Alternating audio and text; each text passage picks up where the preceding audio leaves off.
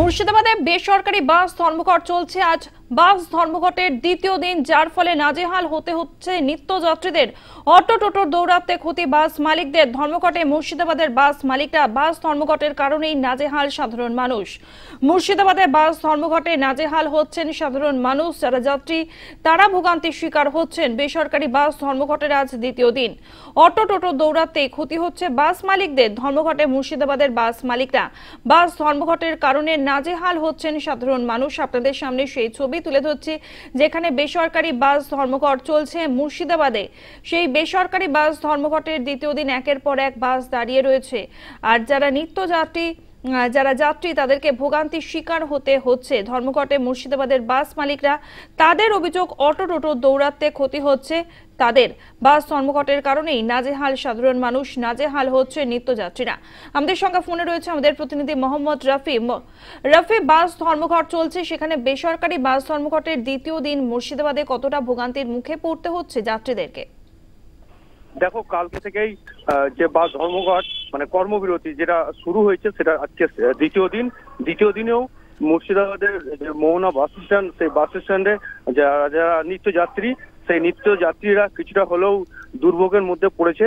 পাশাপাশি বাস মালিকদের যেটা বক্তব্য, যে বাসের রুটে যে ছোট গাড়িগুলো 4 চাকা থেকে শুরু করে অটো টোটোর যে দৌরাত্ম্য, সেই গাড়ির মধ্যেই প্যাসেঞ্জার তোলার কারণে বাস মালিকরা একটা ক্ষতির মুখে পড়ছেন।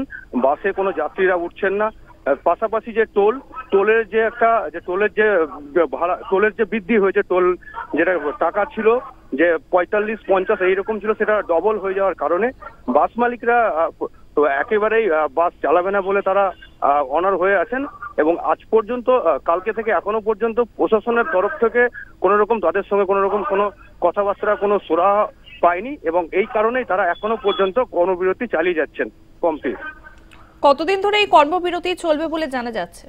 এখনো পর্যন্ত সেভাবে তাদের যে দাবি দেওয়া আছে, সেই দাবি দেওয়া না মানলে কর্মবিরতি তারা চালিয়ে যাবেন বলে জানাচ্ছেন।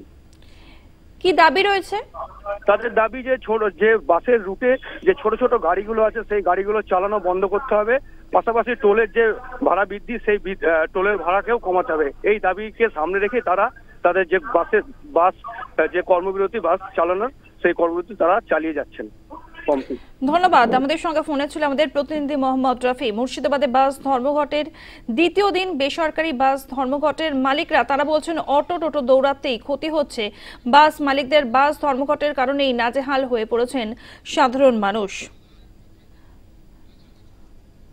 বেসরকারি বাস ধর্মঘট চলছে। বাস মালিকদের যে অভিযোগ, টোলের ভাড়া বৃদ্ধি এবং সেই ভাড়া কমাতে হবে এবং বাস রুটে টোটো অটো দৌরাত্ম্য যাতে না থাকে সেদিকটাও নজর রাখতে হবে। বাস যাত্রীরা কি বলছেন শুনবো।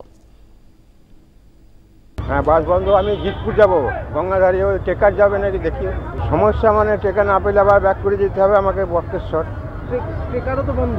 টেকারও বন্ধ, খালি আমাকে ব্যাক করতে হবে সিউড়ি। আবার সমস্যা মানে অনেক সমস্যা।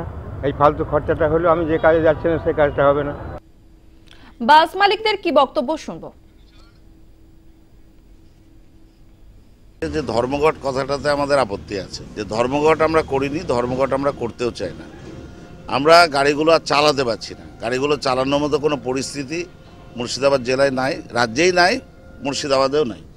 কারণ এই বেআইনি অটো টোটো টোলের অত্যাচার, সর্বক্ষেত্রে যেভাবে জুলুমের শিকার হতে হচ্ছে, এবং প্রশাসনের যে দৃষ্টিভঙ্গি এবং প্রশাসনের যে শুধু ডাকা দীর্ঘদিন ধরে আমরা বলছি, কিন্তু কোনো উদ্যোগ গ্রহণ করা হচ্ছে না। ফলে বাস চালানোর মতো পরিস্থিতি নেই বলেই বাসগুলো বন্ধ আছে।